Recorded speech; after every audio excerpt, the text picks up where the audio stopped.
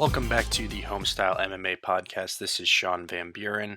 I appreciate you tuning in for episode 2 as we go ahead and take a look at UFC Fight Night Dos Anjos vs. Fiziev.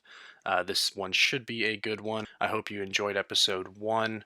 And we're going to go ahead and be diving into episode 2 here shortly, but I just wanted to say thank you for tuning into episode 2. I'm editing for the first time, recording for the first time. I created socials for the podcast, which I'll drop at the end of the episode. So I appreciate you kind of supporting me as I get better and better at podcasting. So hang in there with me. I already know of some improvements we'll be making going forward.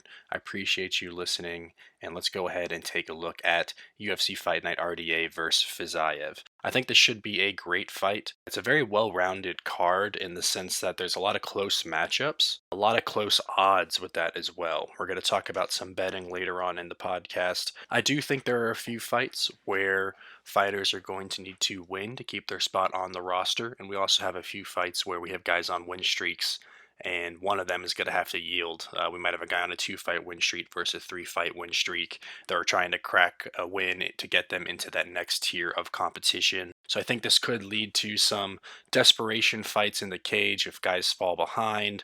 For those folks who are fighting on losing streaks and they're trying to fight to keep their spot on the roster, I think that they could get some desperation as well. So I'm hoping for a lot of finishes tonight for UFC Fight Night Dos Anjos versus Fiziev.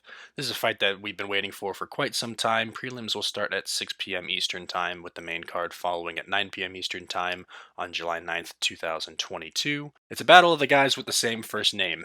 Funny enough, same first name, different pronunciation. We have Rafael Dos Anjos versus Rafael Fiziev. Very interesting matchup. I'll go into the details with those guys, but as always, we're going to start with the prelims.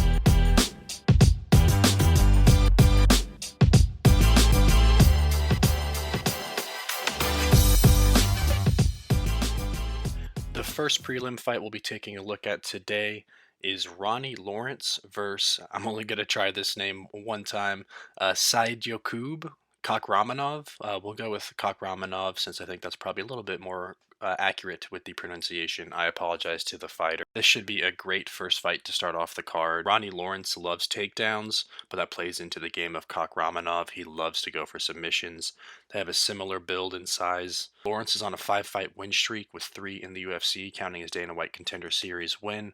Kakramanov, 3-fight win streak with 1 in the UFC. So as I mentioned in the intro, we have a situation where 2 guys are on some win streaks of trying to build some momentum in the UFC. Kakramanov has 7 finishes in his 9 wins, and he can get it done either way via KO or submission. So the guy is a pretty well-rounded fighter here. Lawrence has no submission finishes. He's also not been finished by submission.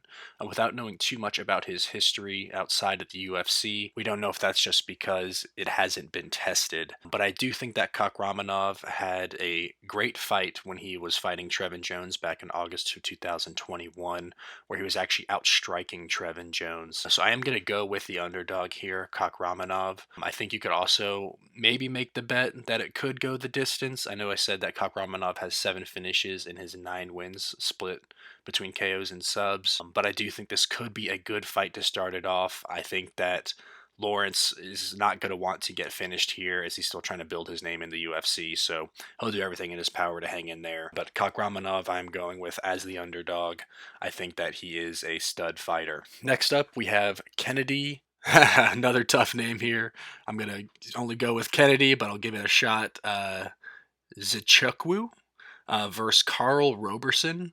Now, I apologize to Kennedy Zichukwu because I have you winning this fight, so I really need to work on figuring out how to pronounce your name. But Carl Roberson is on a 3-fight skid, all by finish. Kennedy's on a 2-fight skid. This is kind of a something has to give fight. There's going to be a lot of these on the card. Kennedy lost a close split decision in his last fight in March of 2022, but I do think that Kennedy gets it done by TKO. He has a 4-inch height advantage and 9-inch reach advantage. With a guy who likes to strike, Roberson coming off a 3-fight skid all by finish, I just think this is a bad spot for Carl Roberson. I think he gets his fourth loss in a row, and the UFC is going to have to take a look at him and figure out what they want to do with him on the roster. I think this is a great spot for Kennedy, and we are going to ride with him in this one with his height and reach advantage. Our next fight on the prelims is David Onama versus Garrett Armfield. Now, this one was just added very recently. We are recording this Thursday morning to be released hopefully Thursday afternoon before the fight. So this was just added, I believe, last night or sometime this week. When I first took a look at this card earlier in the week, I did not see this one on the list. But Onama, this is really a tough fight for Garrett Armfield. Onama has all 9 of his wins by finish. He's 1-1 in the UFC. Armfield, who he's a good fighter. He's won all 8 of his fights by finish as well, but he is making his UFC debut. He's on a 3-fight win streak, so he has a few things going for him, but with UFC debuts, it typically want an easier matchup than David Onama, a guy who gets the finish when he wins fights. This is a big step up in competition for Armfield, and I think Onama is a tough fight to get for your UFC introduction, first time under the bright lights of the UFC. I think David Onama gets it done as long as he can keep it on the feet. He does struggle a little bit on the ground, and Armfield does appear to have pretty good grappling. So I think you need to look for Onama to get the finish early to avoid getting worn down by Armfield as the fight goes on. I think the longer the fight goes, the more the momentum could swing towards Garrett Armfield. So look for David Onama to try to get that finish early on before 1.5 rounds and try to walk out of there nice, quick, and easy. He's a big favorite in this fight on this card. Next up is Cody Brundage versus Tresean Gore. Tresean Gore, a product of the Ultimate Fighter Season 29. They have similar builds. Gore lost to Brian Battle last time out with just not enough volume compared to Brian Battle. It was a good fight, but Brian Battle was clearly the better fighter that night. He did a good job stopping the takedowns as he kept Battle to 1 for 8 on his takedown attempts. I do think Tresean Gore is a game fighter. He looked pretty good in that Ultimate Fighter season. He seems like a very good striker. I think that the fight to not go the distance is probably one of your best bets, as 10 out of their last 14 combined fights ended by finish, either a win or a loss for Cody Brundage and Tresean Gore. If I had to pick one of the fighters straight up, I think I'm leaning Gore at this point, but this should be a good close fight. Definitely one of the better prelim fights that I think we'll see as far as a nice even matchup. Next up is Antonio Shevchenko versus Courtney Casey. So I did mention earlier on, we have a few fights where people are fighting for their job, fighting for their spot in the UFC. I think this is probably one of them. These two women have a similar build. They both struggle a bit on the ground, but I also don't think either one wants to take the fight there. So I do think we'll have a stand-up battle. So because of that, I am leaning Shevchenko. I think she is a little bit hungrier with a 2-loss streak, and she needs to win to keep her spot. But if you're taking a look at the last 5 fights for both women, they've only won 2 of their last 5 UFC fights. So backs are up against the wall.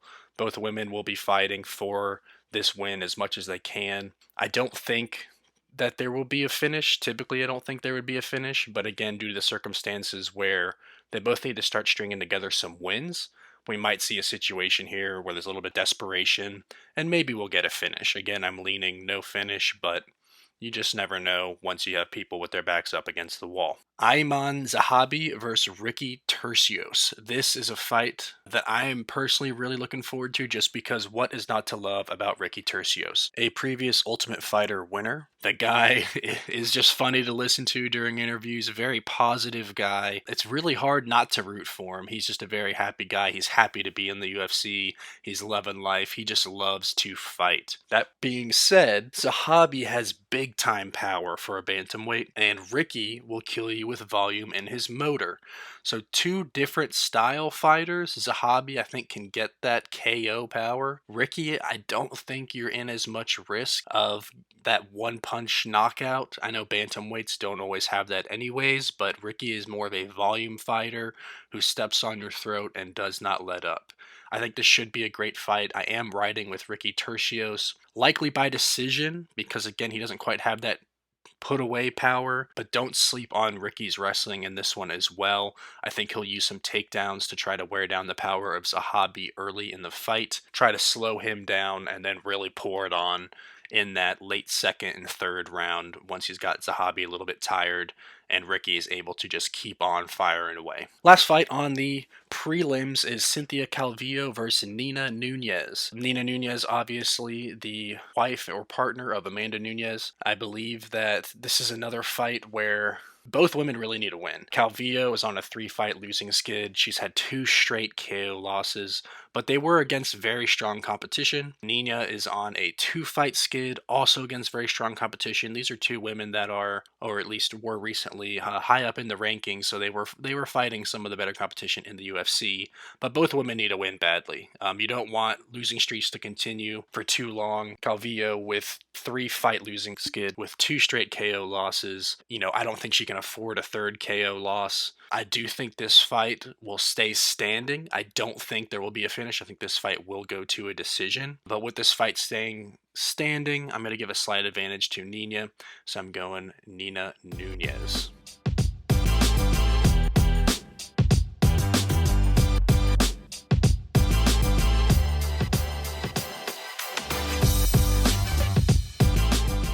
Starting off the main card, we have Michael Johnson versus Jamie Mullarkey. Michael Johnson looked great in his last performance against Alan Patrick to end his 4-fight losing skid. Michael Johnson looked fast, he looked really good on the feet, but if you do take a look at his opponent, Alan Patrick, he was winless in his prior 3 fights heading into that. And again, Michael Johnson got that win to end his 4-fight losing skid, so both guys were struggling a little bit at the time, but Michael Johnson did really look great in that fight. He really seemed to put things together. Jamie Mullarkey lost his last fight against Jalen Turner, but as we just saw at UFC 276, Turner is the real deal. And I think that Mullarkey fight was great while it lasted. It was competitive while it lasted. I think this could be a good fight. This is definitely a toss-up to me. The odds really favor Jamie Mullarkey. I'm actually going to lean Jamie Mullarkey as well. I think he could get the finish, either through ground and pound or submission late in the fight. But Michael Johnson, this is a fight that he could win. I think he may have the speed advantage. He looked very fast in his last fight. I think Jamie Mullarkey isn't the fastest fighter, so I think that could be an issue here. But again, Michael Johnson's also getting older, and I think that speed could fade as the fight goes on. Mullarkey does have some size, and I think he could use that to his advantage to try to take some of that energy from Johnson, engage in some grappling, engage him along the fence, whatever he might do to wear down Michael Johnson even further. So again, I do think Mullarkey gets it done easy here, likely by finish, either ground and pound or submission. I think it'll come late in the fight as Michael Johnson's speed starts to slow down, and maybe Jamie Mullarkey still has some energy in the tank where he's able to really put it on Michael Johnson, the older fighter, and unfortunately give him another loss. I know a lot of people like Michael Johnson, but this is not one that I see him getting the win. Next up, we got the big boys. Heavyweights Jared Vanderaa versus Chase Sherman. Another one here where guys might be fighting for their job a little bit. This fight will be exciting, though. This fight will not hit the mat. Both guys want to strike. Neither guy wants to wrestle. They want to stand and bang. Vanderaa is on a 3-fight losing skid, although that Orlovsky decision that he had recently was questionable. I do think that it was also an incorrect decision myself. Love Orlovsky. Happy that Orlovsky got a win, but I do think Vanderaa won that fight. Sherman is on a 4-fight losing skid. Both men are fighting to keep their spot on the UFC roster, and Sherman does have that one-punch knockout power to end this fight at any time. So I do think that this will be a very exciting fight. Don't blink. 2 big boys who want to stand and fight. Hopefully they're not standing there looking at each other and they're not too afraid of the power of the other guy. But this should be a good one. Both guys can get the knockout. Neither guy wants to go to the ground. They both have struggled on the ground in the past, but I don't think either guy can necessarily use it to their advantage as well. So I think this one will be a toss-up. I think it'll be a good fight. I'm leaning Vanderaa. We'll have to see what the UFC does with the loser of this one. It'll be a lot of fights in a row for whoever the loser is. I do hope if it's Vanderaa, they give him one more shot, since I do think he had a tough decision loss against Orlovsky, and they don't hold that against him too much. but I think this fight will not go the distance. I'm leaning Vandera, but I think your best bet will probably be take this fight to not go the distance. These guys are going to stand and bang, and they both have the ability to put the other guy away. The next main card fight is Douglas Silva de Andrade versus Said Nurmagomedov. This is an interesting one to me because I feel like Douglas Silva de Andrade is not getting much respect. I don't know if it's the Nurmagomedov name at the end for Saeed, but Douglas Silva de Andrade is a veteran of the fight game. He's a very good fighter. He has a lot of knockouts. Both fighters are on a 2-fight win streak. Silva de Andrade's last loss was against Lerone Murphy, who has not lost in his 4 UFC fights. So I think we're going to find that Lerone Murphy is actually a pretty good fighter as he continues on in his UFC career. This is a pretty evenly matched fight where both guys want to strike. I don't think it'll hit the ground too much, although Nurmagomedov could take this to the ground with his wrestling. I do think their preference is going to be to stand and bang. They're going to want to strike. And really, when I take a look at this fight, I just see too much underdog value to take Douglas Silva de Andrade. His last 3 losses were against studs, Lerone Murphy, who I think, like I said, I think that will age well.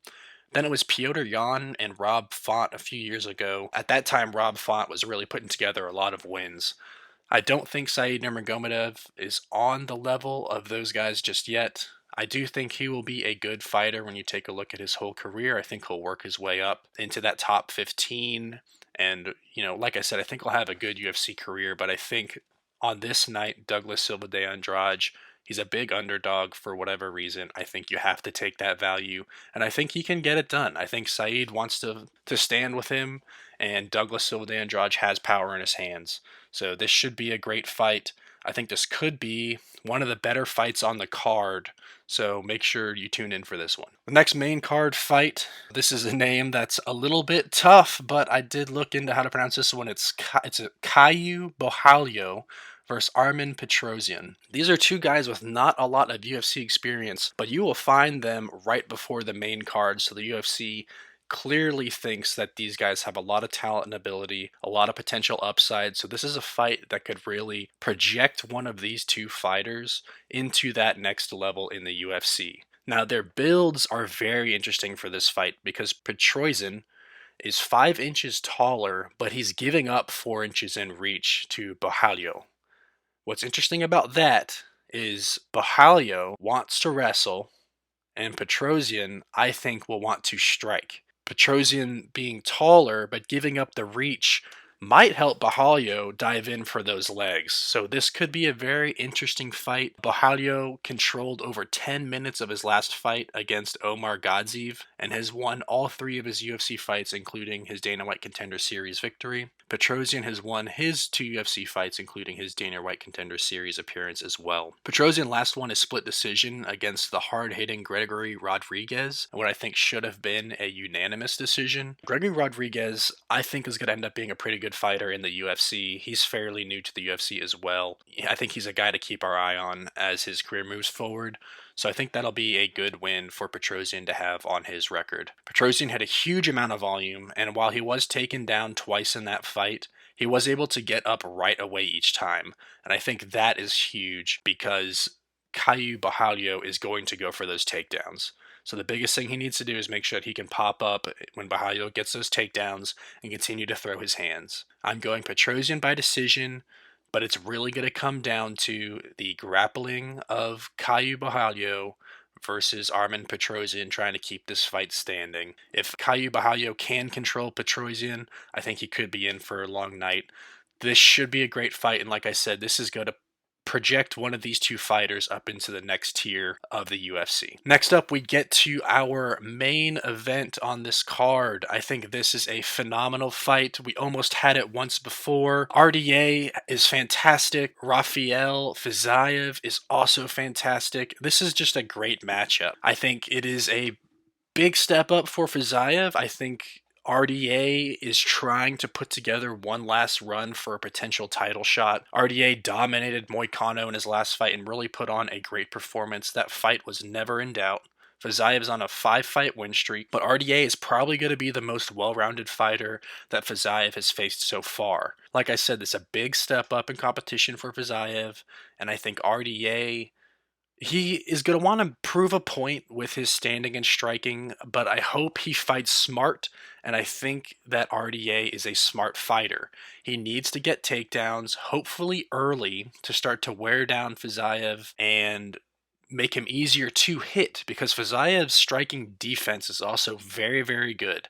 Not only is he excellent at hitting you, but he follows the fundamental rule of MMA, which is hit and not get hit. So RDA needs to use takedowns. If he can control him on the ground and land shots there, control him against the fence and land shots there, that would be huge for RDA. I think it will be in his game plan. So I think RDA will get a close decision victory. I think it could be a 48-47. RDA, like I said, I think he's trying to put together this one last title run.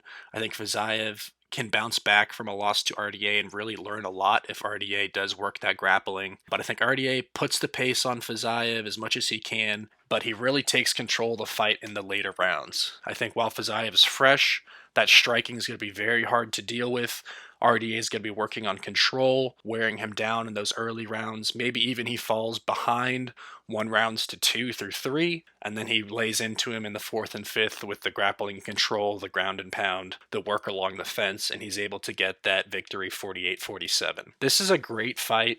I really do like it for both guys, but RDA needs to look out for Fiziev striking, particularly in those first 2 rounds. I think this is RDA's last chance for a title run. He is getting older. I think he knows that, and I don't think Fiziev's going to be the guy who ends this run for him. I think RDA is still very skilled, and I think that if this run ends before it reaches a title shot, it's going to happen against one of the guys that are currently in the top 5. This should be a great fight. Again, this card top to bottom, I think, could sneakily be a very great card just because a lot of guys are fighting to reach that next level of competition, or they're fighting to keep their spot on the roster. So definitely tune in for this one.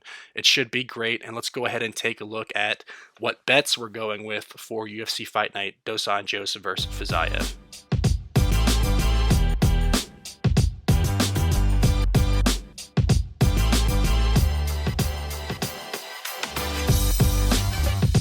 Alright everybody, let's go ahead and take a look at what bets we're running with for UFC Fight Night Dos Anjos versus Fiziev. Again, I'm recording this Thursday morning, so these are lines that I grabbed from Wednesday night or Thursday morning. Obviously, fights can change, guys can miss weight, lines can move before Saturday, so grab the best lines that you can. But in order to get you this podcast early enough for you to listen to it before Saturday's event, I have to grab the lines earlier in the week. So I apologize for that if you're working with lines that have changed since you're able to listen to this podcast, but hopefully you can grab them as close to what I got them at as well. So let's go fight by fight here. We have the Ronnie Lawrence versus Kakhramonov fight. Like I mentioned, we're going to go with Kakhramonov. I got him at plus 115. I'm running with a few underdogs in this fight. We'll have to see how that works out. But this is the first fight of the night. I'm hoping to get some plus money right out of the gate on the board here. The Kennedy Zekchukwu versus Carl Robeson fight. I think you need to jump on Kennedy. I got him at minus 135. If you want to turn this into a positive line, I think it's going to be by TKO. So you can go that route if you want. I just took Kennedy money line at minus 135. I thought that was a fair price, so I went ahead and jumped on it. David Onama versus Garrett Armfield. This fight was just added, like I mentioned in the earlier analysis. It seems like this is the widest odds fight. It could be very not close. I found Onama at minus 700 right now. Because this fight was just added recently, the sportsbook I'm using doesn't have by method or anything like that just yet. So I haven't placed a bet on Onama yet. Obviously minus 700. I just don't think the value's there. I don't think it's worth it to put a bet on that fight. So I'm going to take a look for it closer to Saturday as more lines come out. I'm going to look for finish later this week. When we do the recap episode next week, I'll update you on what I grabbed this fight at. But, I don't ever really see a point in betting a fight minus 700. I do think Onama's going to win. I think he's going to win by finish. So I'm going to wait for those lines to come out and hopefully get a better price. I should. Minus 700 just doesn't make a lot of sense right now. Next will be Cody Brundage versus Tresean Gore. As I mentioned earlier in the analysis, I think the fight to not go the distance is going to be your best bet. I was able to grab that at minus 130. If you wanted to go with a fighter, Gore at minus 145 would be my bet with money line. This is going to be a close fight, I think, so I did go with the fight to not go the distance with minus 130, just in case Cody Brundage does get the win. I would hope that it would be by finish, so like I said, I think there could be a good number of finishes on this fight card. Antonia Shevchenko versus Courtney Casey, the kind of winner-go-home fight for these two women. I have Shevchenko minus 175. I think this will be a stand-up battle, and more or less because she trains with her sister, I'm going with Antonia Shevchenko. Ayman Zahabi versus Ricky Turcios. Y'all already know from listening in, I'm riding with my boy Ricky Turcios. It's going to be hard to ever bet against him just because the guy is so positive. He's such a likable fighter. I got Ricky at minus 200. Cynthia Calvillo versus Nina Nunez. Another one where I'm going to try to get some value. I went with the underdog. I got Nina Nunez at plus 125. This is another kind of winner go home, maybe. They've fought good competition, but losing streaks are obviously never good. I think the loser is going to have a big drop off in competition, unfortunately. And I like the plus money. I figured, why not? I think this could be a coin flip. Let's go for some value. Then we start to get into the main card here. Michael Johnson versus Jamie Malarkey. As I said in my previous analysis, I think Malarkey needs to get the win late, but I think he could finish Michael Johnson. Michael Johnson does have great speed, and if that speed doesn't wear down, Michael Johnson could win this fight. So I do think that the spread is a little bit big. Jamie Malarkey was minus 240. But you could take TKO or sub at plus 100. I went with that. I think if Jamie Malarkey gets the win, he's going to have to do it by finish because I think Michael Johnson's speed could potentially win him the first round and maybe the second round as he starts to slow down if Jamie Malarkey isn't able to put his body on him and get some control time. So I went with Malarkey, TKO or sub for plus 100. Next up, we're with the big boys. This is one I said in the previous analysis, it is going to be a stand and bang. They're not going to the ground. You could take Jared Vanderaa at minus 200. What I went with is the fight to not go the distance at minus 175. Chase Sherman, if he gets a win, it's via knockout. That's just how it is. So I think that Vanderaa could get the win because Chase has been finished in a few fights recently as well. This is just big boys who are going to be punching each other in the face. Whenever that's happening, typically you're going to get a finish. So I went fight to not go the distance at minus 175. Douglas Silva de Andrade versus Said Nurmagomedov. This is one of the bigger underdogs that I took in this fight, but I do think Douglas Silva de Andrade has a ton of value. I got him at plus 220. He is a great fighter. He's had some losses, yes. He has knockout power, and I think these guys want to stand and punch. I think Said Nurmagomedov is going to have a great career, but I think today he takes a step back with a loss. At plus 220, there's no way I could not put Douglas Silva de Andrade forward in this one. Caio Borralho versus Armen Petrosyan. This is going to be a great fight. I think the winner is going to be put in a great spot. I think the loser will still be okay because they're both new to the UFC. They're both good fighters, and I think in the long run they'll be around for a while. But I think the winner is going to see a big step up in competition. They were put as second to last on the fight card, and I liked the plus money here again. I went with Petrosyan, plus 175. Like I said, I went with a lot of dogs in this fight card. Usually I try to grab a few. This is probably a little more than I'm usually comfortable doing, but I'm feeling good about some of these underdogs. I think the value you could get on their wins was just a little bit too substantial. So I did go with Petrosyan plus 175.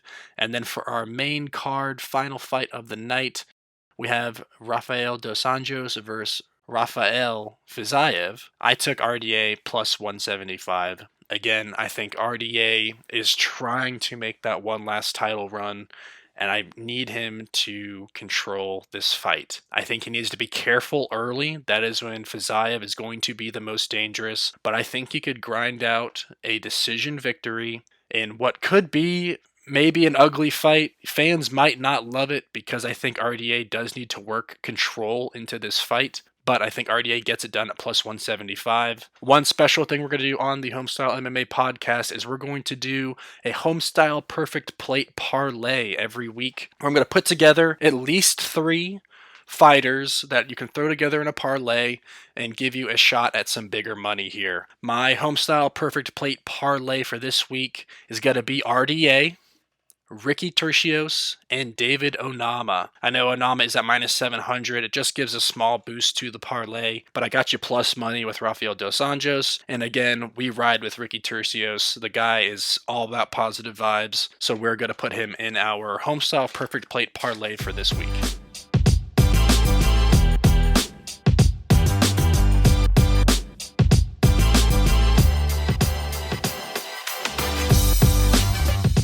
All right, everybody, we are going to go ahead and wrap this one up. I think this has been a great podcast. I hope you've enjoyed your time with me. Next week, we will be reviewing how we did on this fight card with our bets. We'll be taking a look at how the fighters performed, see how they performed based on our analysis that we've done this week, and see who could be on the up and up, who could be on the way out, and who put on our great performances so we can give out some Homestyle MMA podcast awards. For those of you who are familiar with Verdict, they are a company, an app, social media where you're able to score the fights in real time, and you're also able to predict who you think will win by what method, knockout, submission, decision, and what round. I think Verdict's a great app. No free ads, but I do think that they're the future of MMA, so you want to make sure you're involved with them. I will be posting my Verdict scorecard prior to the event on social media for the podcast. If you could, please go ahead and follow at the Homestyle MMA podcast on Instagram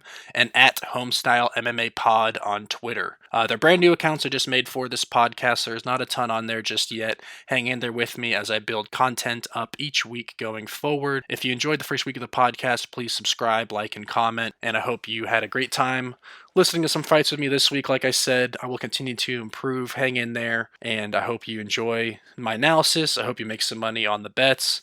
Until next time, this was the Homestyle MMA podcast. Have a good one.